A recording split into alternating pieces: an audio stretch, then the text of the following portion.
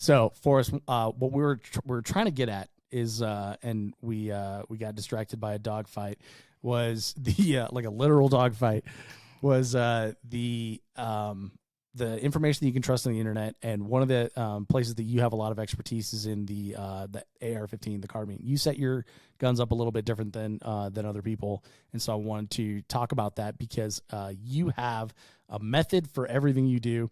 Like to paint the picture of who Forrest is, you're what's called an optimizer. It's like you can't leave anything alone. You can't get something in factory and love it. You have to change it. This guy has a AEV prospector, which is like an upfitted Ram, right? Yep. An upfitted Ram 2500 Cummins by AEV. He gets it and he changes the suspension on it because it wasn't good enough. So that's the kind of guy that we're dealing with here. He's like, there's always something better. He's always chasing like that better configuration. So that's where I wanted to go with talking to you about 3-gun rifles and like some considerations to make when selecting a 3-gun rifle. Yeah, that's definitely one of the things I always tell people, and it's always this qualifier. If I get something and I tell you I didn't mess with it, it's really good. At least the Traeger grill is the only thing that I'm aware of. You got a cover for that, and that's I think all you've done so far. Yeah, I put a shelf on it and a cover. Oh, you did a shelf, so I guess that counts. And to optimize it. Yep. Yeah, I think it's definitely one of those things. So, especially with AR-15s, there's so much you can do with them. Yeah. And the way that I call it the 50 Mustang. Yeah, well, I call Legos for adults. Yeah. I guess so, but there's no base Lego. Yeah, right. There's a base 50. Yeah. Well, and it's the same thing too. There's a lot to be said. Obviously, you can go build a car, you can go buy a car. One of them is going to get you there, get you to the end and get you using that thing much faster. So just, going and selecting a rifle, especially if you're a newer shooter, going to, pick the right rifle off the shelf or ordering the correct rifle, I think is going to be a good thing for you, especially to get one that is a known good value. Yeah. And so one of the things I always look at with ARs, and we look at this too, where some people are always like, well, use it how it is. And then upgrade it. Well, or just adapt to it. You figure out how to do, if you don't like something, just get used to it. Just get used to it. I mean, I know that works for some people, but for me, I look at that. So let's look at your. Hang on a sec. Let me make a point on that. Maybe that's the right way to do it if you have one rifle, right? If you have one rifle and it needs to be a certain configuration because reasons, and maybe that's a good way to do it. But if you're going to play 3-gun, if you're going to play the game of 3-gun, yep. Then most likely you have 2 rifles. You have one for defensive purposes, and then you have one that you specifically play the game with or something like that. But yes, if you have one gun that's like your duty gun or it's your home defense gun, and like, you mind your dollars and you can't afford another one, then yeah, you do need to deal with it, and you need to deal with a subpar rifle for the game that may be really good in other areas. But it's like we talk about with that 50 Mustang. Like that 50 Mustang from the factory is not going to drag race well. It's not going to autocross well, but it's going to be a good car to drive, to and from work, and then maybe go fast, maybe drive spirited, but it's not going to do any one thing really well, right? Yep. And so that's when you come into modifying things, or like the Prospector, for example, like a stock 2500 Ram is going to do absolutely everything that 90% of the market needs done. But Forrest needs 40s, yep. Big 40-inch tires, 40s and lockers. The way I think of like with the ARs, though, it's like, and I think of ARs in a couple different ways, like when we're talking about selecting them or modifying them, whatever that is. And I look at some of it as performance or reliability, and I look at others as fitment and ergonomics. Mm-hmm. So it's the same thing when you go get, and maybe it's bad analogy, I'm not a golfer, but when you get golf clubs, you don't go just get any golf club. You get golf clubs that fit you, right? So that your swing is correct, so that it's got a natural motion. You actually get them fitted to you like shotgunners do. And that's the thing I was going to say too, is that so when you get a shotgun, you fit your shotgun stock so you have a natural point of aim. Mm-hmm. So if you have a rifle where something on it is, well, let's say the grip is a wonky angle or size for you, or the stock just doesn't fit you. So instead of fighting that, there's probably something you could do to set it up better for yourself. Yeah, where I think a lot of people buy guns by either what they see in a magazine or from, and this is based on like my brief experience working for a rifle company, and then the friends that we have in the industry that actually work retail, which is a lot of them. Yeah, right. And a lot of people buy what they see in a magazine or like on Garand Thumb or something like that, or they just walk in and say, "What's the cheapest AR-15 you have?" Yeah. Like, I just want an AR. Which one do you want? Just want an AR. Does it shoot? I don't care. Yeah, exactly. Whereas, like, when you walked in to get your first AR, you knew you wanted, like, a Rock River, right? It was a Rock River. This is several years ago. Obviously, they don't even make this model anymore. But it was Rock River with a Wilson barrel. Yep. And, like, their National Match Trigger or something like that. Yep. Yeah, so you knew exactly what you wanted because you had done the research because you're an optimizer looking for that stuff, right? Yeah. Well, and the same thing, I was trying to make my money go further by buying the closest rifle to what I wanted to use, so I didn't have to change a bunch of stuff on it. Mm-hmm. You know, because it's the same thing. Because there's that false economy of like, I'll just get the $900 rifle, but if you put a handguard on it and you put a trigger in it and you put a stock on it, it's like that you would have been better off buying a better rifle. Yeah. So there's definitely something to be said for selecting the right carbine for the game, and there's definitely things you should look for, things that you should probably steer away from if you're gonna compete in 3-gun, and especially if you're going to pursue it to a higher level. And the same thing, even as a newer shooter, I don't even say that, because if you choose the wrong AR-15 that is very inaccurate or unreliable, even as a new shooter, and if you can't hit targets or your rifle doesn't work, you're going to become discouraged very fast. Yep. And 3-gun already has a steep learning curve.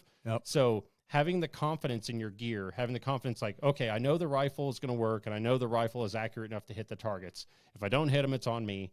If something happens, that's on me. I'm not worried about the gear. So there's definitely something to be said there. Yeah, there was many times where I was trying to figure out, okay, does this, when I first started shooting 3-gun, it's like, okay, does this rifle suck? Do I suck? Does this optics suck? You know, and it was probably some of all three. Yeah, but right. It would have been nice to eliminate one of those variables, you know. So it's a really good point. Yeah, I mean, that's one of the things that I look at all the time, is that if you're trying to problem solve something, if there's only one variable, it's pretty easy to problem solve. Yeah. If you have 5 variables in an equation, it's very hard to problem solve. You have to start eliminating variables. So where do you start then when selecting a AR-15? So it's one of those things. I think the base here is that if we're going to, go to a gun store, we're going to order something online, and we're going to pull something off the rack. I think we should look at what we're going to be looking for there. So there's obviously a lot of choices in AR-15s, whether it's got a carry handle, or if it's flat top, or it's got right. barrel length, gas blocks, well, triggers. You got to eliminate some stuff here. Yeah. Eliminate some things for us. Well, and that's what I'm saying is that, so as you're looking at this, obviously it's very unlikely that you're going to want a carry handle, upper receiver, and a non-free floated handguard. So, yeah. I mean, like the sweet M16 retro kind of thing. Yeah. It's cool. It's cool. Yeah. I'm sure it's a lot of fun. Yeah. Get all the velocity out of that 20-inch barrel. Yeah. Is it something that I'm going to want to wedge against a VTAC barrier and try to shoot at 200 yards with? Is it capable? Sure. But is it, as a newer shooter or any shooters, it's something that is going to be ideal for it? Definitely not. So I guess let's probably go into what we should look for if we're going to go for a rifle. So obviously, looking at your rifle, the very basic things is that you want to try to find something with free-floated handguard. Most everything out there is a free-floated handguard now. There's only, I think, probably a handful of exceptions. And if you're unsure, ask for sure. If they can't answer that question, go to a different store. Yeah. So why do you want a free-floated handguard?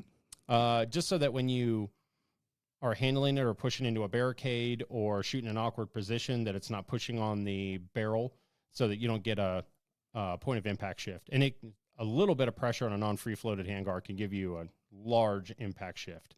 Talking feet, at 100 or 200 yards with fairly minimal pressure. So definitely something you want to avoid. You want to go with a flat top upper receiver, something that just has Picatinny rail on top. That way you can mount, even if you want to put iron sights on it, you can put iron sights on it, but that way you can mount whatever optic you choose for your division. That leaves everything open there. It's funny. Excuse me. Like I know that there are carry handles out there and stuff, but I would have thought to mention that because like I'm so far removed from that carry handle life. I actually have a friend that recently just bought his first AR. Didn't ask anything, just like, I bought my first AR. And I'm like, awesome, dude, show me a picture. And it's straight up a like carry handle, A2 front sight, non-free floated. Is it the removable carry handle or is it? No. Oh, it's forged. Oh my God. It's forged. He's like, I got a smoking deal on it. I'm like, I'm sure you did. Again, I think that's cool as hell. I'd like to have one, but that would be one of like 12. It wouldn't be the only one I had. Yeah. Well, and his whole thing, if followed it up, is that, hey, I just bought my first AR and this and that. It's like, maybe I'll come out and shoot some competitions with you. I'm like, I've told you a bunch of times, come out and shoot first. You can borrow some guns. Yeah. That's always the trick is like, if you're thinking about doing this and you haven't purchased your rifle yet, you're in a really good spot because you have the opportunity to go out to like your local club match or even one of the major matches that are happening around the country and observe, and they don't charge anything to observe, and you can ask people about it. And like I mentioned in the last episode it did, ask people in the jerseys because that's part of their gig is demoing product. So they're going to want you to use their stuff. So good on your buddy there. Like he doesn't need a sling because he's got a handle. He can carry it anywhere with him. So he can just loop it in his belt. Exactly. Just put a carabiner through it, click it right on his belt. Oh, carabiner carry. Yeah. Oh man.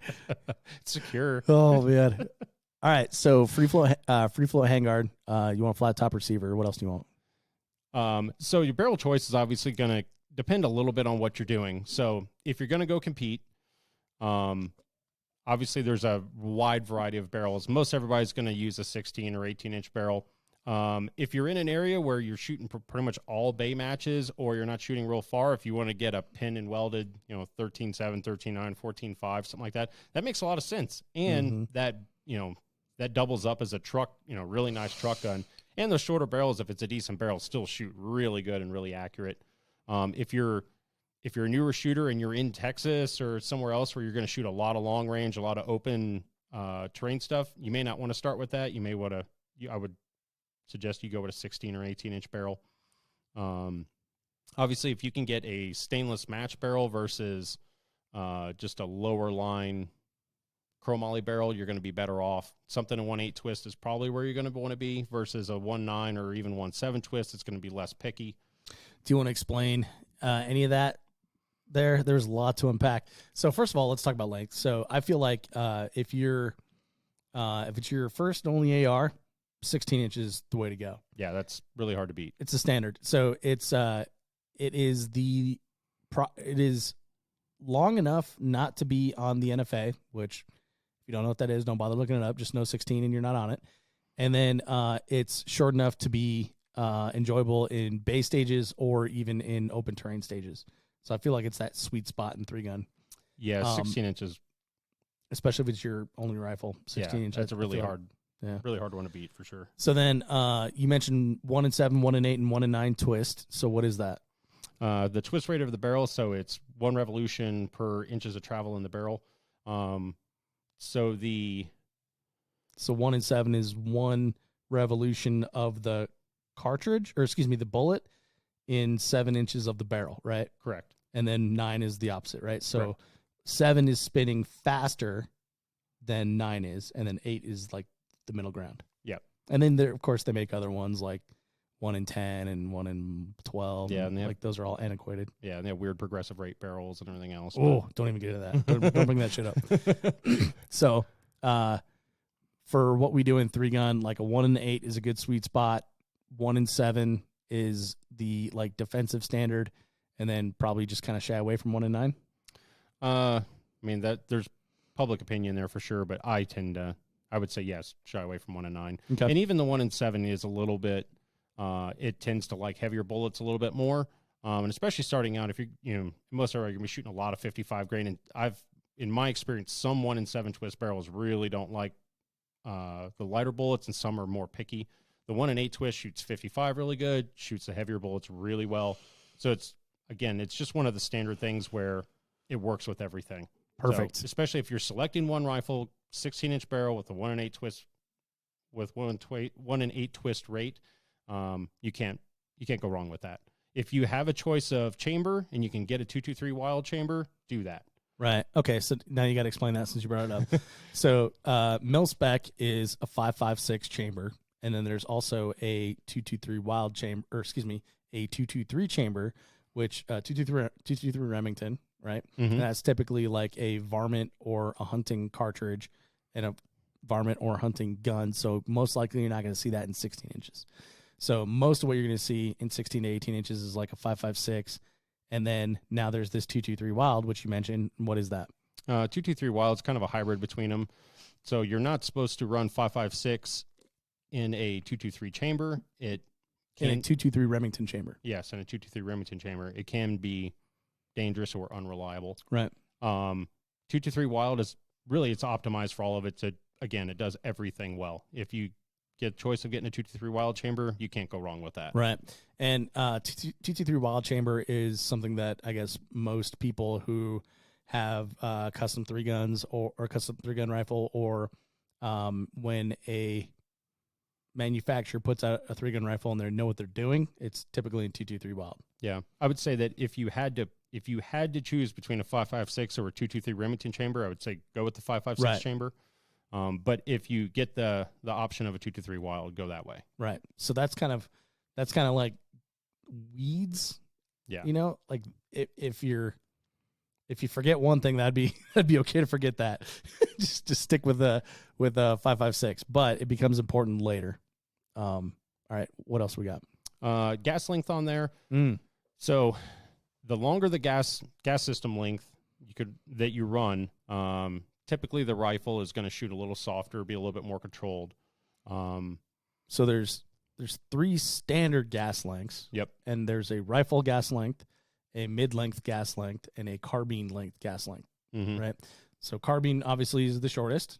Yep. And that is typically what we see on like AR pistols, SBRs, stuff like that. And it's what in the past was like the mil standard for 16-inch rifles. Right. So then rifle length gas is 18, or your buddy's 20-inch carry handle. Yep. He's probably got a rifle length gas on that. And then somewhere in the middle is a mid-length gas. And that's what's kind of become over the last, I say, like 10 years, the standard for 14.5-inch and 16-inch barrel lengths. Yeah. It's the most standard for sure. There are a couple. There are other ones out there that are kind of outliers that are, I mean, I know you personally have a couple barrels that are a little different too, but speaking in for something we're going to pull off the shelf, that's typically what you're going to be looking at. Fundamentally, I would probably steer away from carbine length gas. I agree. I go with as long of gas length as I can get in that barrel. Absolutely. Barrel length. Yeah. And so typically in your I think 13.7 goes down to carbine, right? Some do. So so some of the ones that you're talking about, like the 13.7, 13.9s, those can be either carbine or mid length. But if you're talking about the 14.5 or the 16 that we recommended, 16-inch length, you're gonna want a mid length. And then if you go longer than that, you're gonna want to step up to a rifle length. Yep. Yeah. If you can get up to rifle length and a short enough barrel or something that fits there, it's going to be the most, I guess, enjoyable to shoot. Yeah. Even though you can tune mid-length gas to shoot very well. In a rifle. Yes. In an 18-inch barrel. Got to be specific, man. Yeah. We're talking to someone who's going to be pulling a rifle off the shelf here. Yeah. So for the most part, like I said, even whether it's duty, whether it's competition, whether it's just a fun gun, me personally, I would try to go to mid-length or longer gas system, just generally speaking. So you can, in mid-length gas will be a little less sensitive to some of ammos and conditions, environmental things like that. So you don't have to worry about quite as much. Yeah, specify what barrel you're talking about. On like a 14.5 or even like a 16-inch, it'll be a little bit less. I don't want to say finicky, because longer gas systems on a 16-inch barrel are not finicky. It's just set up. But again, that's getting into the weeds. Yeah. That'd be something else to forget. Yeah. Because you're not going to find that off the shelf. We're talking about pulling something off the shelf. Yeah. So there are a couple other lengths of gas out there that's outside of the realm of this particular discussion. but I think we should cover them in a future episode. What do you think? Yeah, in a deeper dive. Yeah, deeper dive. Okay. So now we've got our gas system figured out. We're picking the longest one we can for the barrel length. Does muzzle device even matter at this point? I guess it's so fast to change. And if we're talking about, like, we've already recommended a 16-inch barrel, I feel like just whatever you get, and then you can change that later after you've been to a match and get some experience. Yeah. I mean, I guess if you're trying to decide between two rifles that are very, very closely outfitted, and one of them has, an A2 bird cage on it, and one of them has a muzzle brake on it, that could be a deciding factor. Yeah. I don't know what world you're going to find that would be two rifles exactly the same. That's like picking wheels at that point or something. Yeah. You know? But, I mean, it could be deciding. If there is an option for a rifle and it's closely there and one has a muzzle brake on it. I wouldn't make that your deciding factor because that thing is so easy to change. I wouldn't make that your deciding factor. But given two equal rifles, yeah, obviously for this game, the muzzle brake is better. Yes. Yeah, and say the muzzle, and so with your new rifle, if you have an A2 bird cage on it, which is a flash hider. Yeah, well, and I guess we should back up on that a little bit. So should you get something with a muzzle device versus a unthreaded barrel? Yes. Oh, God. Yeah, I mean, you should definitely get something with a threaded barrel. There are barrels out so far into the weeds, dude. Again, they're on the shelf. But you're right. I have seen people come out with like coyote guns, and you're like, what are you going to do? Fuck, this is harder than I thought it would be. All right. We got to figure this out because this has been 20 minutes and we're not even past the barrel yet. Yeah. So, yeah. Do you want to think in like generalities, dude? Like we're so far off in the weeds with crown barrels now. Yeah. Well, but I'm just trying to think of like if you go up to you walk into a gun store and there's a bunch of ARs on the rack, like get a threaded barrel. Get a threaded easy. Yeah, but we need to just say get a threaded barrel. Yeah. Don't get one that's not threaded. Fuck, I forgot that even existed. Yeah. God, that is hard. All you experienced three gunners out there that are listening right now and laughing at us. It's not as easy as you think it is. Come up with all eventualities in the AR world and try to explain it out. Okay, got to get a threaded barrel. Get a threaded barrel. I am so insensitive to the muzzle device because I really don't care because you're gonna change it later. And if you're anything like Forrest, you're gonna end up with 23 of them in your drawer, one on your rifle, and you're gonna try them all. But that said, given two equal rifles, everything else being the same, get the one with the muzzle device. Correct. But don't make that your deciding factor if there are other differences. Yes. Because there's other more important things out there. And the muzzle device, again, can be changed so easily with a wrench, even a crescent wrench. Yes. And a buddy to hold the upper. We're going to have to dive into that one in the more advanced one. I've jacked that one up too. Don't worry. Oh, man. The lessons learned. I know. Yeah, I mean, I would even argue, like, when it comes to muzzle device, if there's any difference in trigger, that's definitely a more important thing to look at. Or just the ergonomics or fitment of the rifle. We haven't got there, but that's where I'm going with that one is, like, if you've got like a carbine length, 16-inch with a mil-spec trigger, and they put a muzzle device or a muzzle brake on there to make it shoot nicer, that's not a better buy than a 16-inch mid-length with a nice trigger. Yeah, 100%. Okay. Agreed. Right. That's where I was trying to go with that. We don't have to pull over, Dave. Only took 6 minutes to explain that, but we don't have to pull over, Dave. Oh my God. Where were we? Okay. So we got the muzzle device figured out. Do not buy just a straight up crowned flat barrel. You want a threaded barrel on this thing. Sweet God. Okay. Moving back. Handguard. Where I talked about handguard. You want a free float handguard. Yep, free float handguard. Make sure it's somewhat comfortable that when you put your hand on it, it's not super uncomfortable. You don't want to touch it. Yep. Pretty basic. As long as it feels comfortable, roll. Go. Easy money. Yep. We talked about upper receiver, lower receiver. Most lower receivers are pretty standard. If you're a lefty, obviously you're going to be looking at, some lefty Something or ambi controls, things like that. Most of them are pretty standard. I would say get metal ones. Don't go out and buy polymer ones. Oh, that's a good one. I didn't even think about that. Hey, polymer seems like a good deal. It's not. Yeah. Don't do that to yourself. It's not. polymer is something you unload during a panic on arm's list. Yeah. Not all receiver sets are made equal, but for the most part, as long as you get a, decent manufacturers forged or, aluminum receivers, you'll be good to go. Yeah. Forged or billet. Yep. Trigger. If you can get one with a nice trigger in it, that's definitely worth money. Triggers, generally speaking, aren't that cheap. They're not as easy to change as some of those other things for a newer user. There definitely are resources out there to show you how to do it. But if you can get one with a good trigger, whether it is single stage or 2-stage, and that is completely preference. Yep. But if you can get one with a good trigger, you definitely want to look that way. Yep. Yeah, I agree. And make sure you like the trigger, because what someone tells you is a good trigger is not often a good trigger. And just because it's an aftermarket trigger does not make it a good trigger. Just make sure you like that trigger, the way it pulls. Yep. Make sure it feels good to you, and that it's not too light or too sensitive, especially if you are a newer user. You don't want to have an accidental discharge. Or too heavy. Yeah. Too heavy of a trigger. Up close targets isn't going to matter that much when you try to get out and shoot into one zeroing and then trying to shoot long-range targets, especially when your heart rate's up and you're panicking because you screwed something else up on a stage or whatever. That's just going to compound the issues there. So, nice.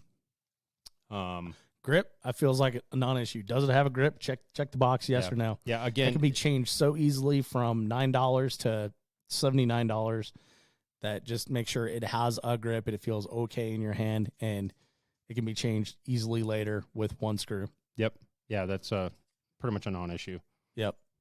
Let's make sure it has a grip. Yeah, safety-wise, again, if you require an ambi, go for an ambi. Single-sided, it's fine. 90 degree, 60 degree, 45 degree, whatever.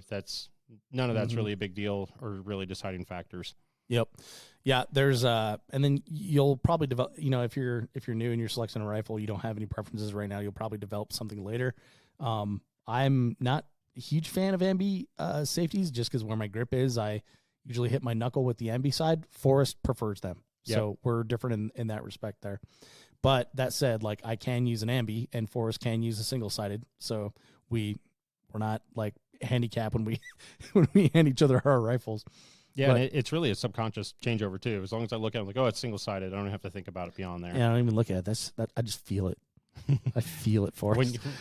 It tells you its soul. Yep, as soon as you take the grip. As soon as I hear that click, I'm like, oh, we're working with an ambi here. Yeah. We are one. We are one. Anyway. That is what you're trying to achieve with your AR. When you pick it up, we are one. And now we have a title for the podcast, everybody. All right, so now stock. This is controversial, so I'm just gonna take a nap real quick, and you tell them all about it. Oh man, so stocks. I think the big thing to hear is make sure that whatever stock is on it, make sure it fits you. Mm-hmm. And I would also say, like, if you're in the store, ask if they can put an optic on there, and if it's the optic you're gonna buy, even better, and make sure you can actually see through it. Yeah, because me personally, turns out my face is different than everybody else's, or where I put my face is different than everyone else's, and I need a lot more cheek rise than other people do. But yeah. I can make do, but it's more comfortable to have more cheek rise, and Force is the complete opposite. Yeah, and I think the big thing is if whatever rifle you're looking at, or we can start, if it has a fixed stock where it's not adjustable for length of pull, then you really probably should look at an optic and see if that's going to work out for you, and is it too long for your body. If it's got an adjustable stock, like the vast majority of the rifles do on the wall, then it's really not that big a deal. Cheek height is probably going to be an issue. I think more of that falls in if it has a fixed stock, make sure it fits you and it's not too long. And when you shoulder it standing versus prone, your stock length can have a very different feel. So it's one of the things you want to think about. Yeah. So if you sprawl out in the store. Yeah, well, not even that. So if you grip the rifle and then you hold it in your arm, if that stock is going all the way into like the inside pit of your elbow and you can't close your arm on it or fold your arm, am I saying that right? Then that stock is probably too long. If you're holding the rifle in one hand, in your shooting hand, by the grip, finger off the trigger, and you're measuring the stock up against your forearm. Correct. The stock should not touch your inside elbow. Yeah, like where your bicep is. Right. Unless you have massive biceps like Garrett Grover. There you go. Then I don't think you're going to be able to get away from that. And that's literally just a flex. It's such a flex. Yeah, but for the most part, if it's got an adjustable stock on there, you're going to be good to go. Yeah. I think the big things here is that, when you're looking at a rifle, you're, going to go buy your new rifle, selecting that carbine. Obviously, if you're buying this rifle to go shoot 3-gun or competitive sports or really do a lot of kind of dynamic shooting, then you probably don't want to go up to the shelf and buy the 8-inch barrel pistol length gas, AR pistol. That's not going to probably work well for you going to compete or even really enjoy shooting a lot. And they also tend to be more violent and.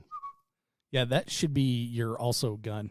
Yeah, I'm for sure. get this one and also that one. Yeah. If you're looking for one gun, definitely don't go that route. Could you use it? Sure. Are you probably going to be happy with your choice? Highly unlikely. Yeah, it's going to be a tough day for sure. Yeah. All right, so we I think we went from tip to butt, as Garand Thumb would say on that rifle. Yep. And that's pretty much going to get you your first rifle there, don't you think? Yeah, I mean, that's pretty close. I mean, so there's some other little accoutrements, some things you may want to change later, or if you're actually doing like a build of a rifle online or you're getting a custom gun that make things more pleasant. Do you want to cover those ones real quick? We certainly can. What do you have? Well, I'm thinking BCG and gas block. Oh, yeah. So adjustable gas, if you can get an adjustable gas block, especially for a gun, if you're planning on using it for competition, adjustable gas is definitely a benefit. You can pretty much all rifles. And this is like frosting on the cake. Absolutely. Yeah. So pretty much every rifle out there, every barrel out there is designed to work 100% with everything in every way, shape, and form. So they're usually heavily overgassed so that the amount of gas required to operate the bolt carrier and cycle it back and, load another round in is far more than needed. So if you can get an adjustable gas block and tune that down, it's definitely a benefit.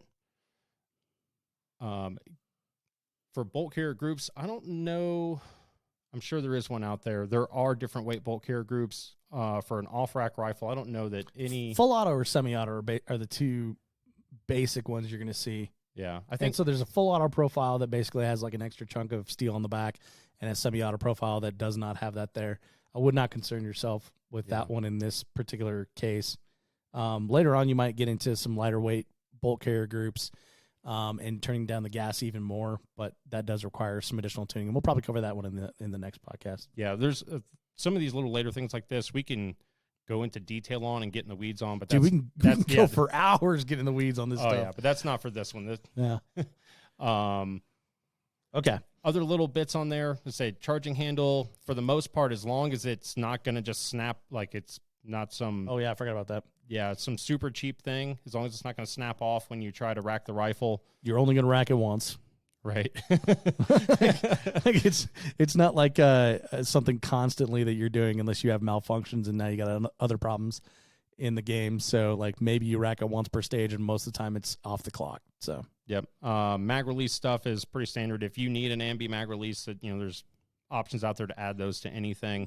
Mm-hmm. I'm personally really not a fan of ambi mag release stuff at all. It usually just gets in my way. But then again, I'm right-handed. Yeah, so. I mean if you're a righty, I wouldn't worry about it. There's some good solutions on rifles that actually you can see in the store, like American Defense Manufacturing makes it really good. Ambi lower, it's awesome, works really well. Yeah. Bolt catch on both sides, mag release on both sides. But if you have one of those in your store, like just get that one. Yeah, right. You're good to go. Forget everything we said. Just get that one.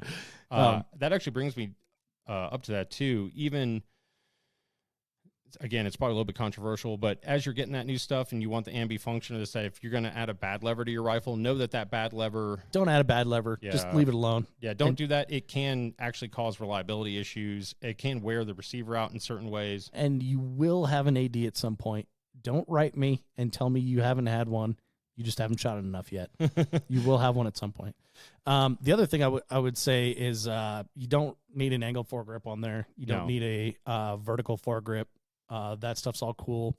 It does not apply for this game, so don't worry about that. But basically, like when you think about like what we describe, like you can walk into the store and pick up, like, here's an example, sponsor of the show, IWI Zion. Pick an IWI Zion 16-inch rifle. It's a mid-length gas, has a free flow handguard. I'm not sure how good the trigger is, so you may need to swap that out at some point, and you'll have to swap out the muzzle device. It does have the adjustable stock. Throw a scope on it. Vortex Viper if you're in TAC, or you throw on like a Spitfire if you're in Limited or something, and you're good to go. Yeah, you have a gun that you could definitely go compete with. Yeah, and you're not going to outshoot that gun for a while. Exactly. That's the point I was trying to make, is like, you're not going to outshoot that gun for a while. And it's a good time because there wasn't all and I think that's like $1,000 gun or something. There wasn't that option available when I first started shooting. Yeah, like for sure. To get a free floated handguard was an expensive rifle when I started shooting. Yeah, and now to be honest, the majority of rifles on the shelf now really will check the boxes for most things you need to come out and at least start in competition. Yeah, to start for sure. Yeah. Is it going to be optimized for it? and give it to Forrest and give him $1,500 and he'll come back optimized. So it'll be the nicest shooting rifle. I guess I'd also say buy 5 magazines and then like a case of ammo. Yep.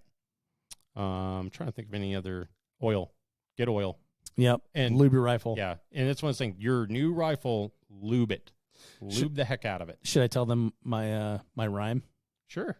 Do you need a beat for it? Are you ready? Well, no, it's just to the tune of If You're Happy and You Know It. You know that one, right? Yeah. If You're Happy and You Know It. Okay. All right. If your rifle doesn't work, lube your bolt. I like it. If your rifle doesn't work, lube your bolt. I know you know a guy and he said to run it dry, but if your rifle doesn't work, lube your bolt. That's amazing. Isn't that great? That's amazing. I love that. And on that note, yeah, right. I think we're done. All right, so Forrest, that's carbine selection from a guy who's been doing it for 8 years, 9 years, something like that. Yep, something like that. Yep, been through more rifles than most people have ever seen in their life, and done it all in several different ways all over the country. So, yeah. And I take my rifles serious. That's for sure. That's for sure. All right, man. Well, thanks for sharing that. Thanks for sitting in on the 3-Gun Show, and thanks for helping me wrangle these dogs. We got one wandering around here. Yeah. And anytime it's after 9 p.m. and the dog's wandering around, you kind of wonder what's up. So what we're gonna go find. Exactly. We're thinking she's gonna chew on something or she's got to pee on something. But all right. Thank you, everybody, for listening to the 3-Gun Show. That is carbine selection with our buddy Forrest, and we'll see you in the next one.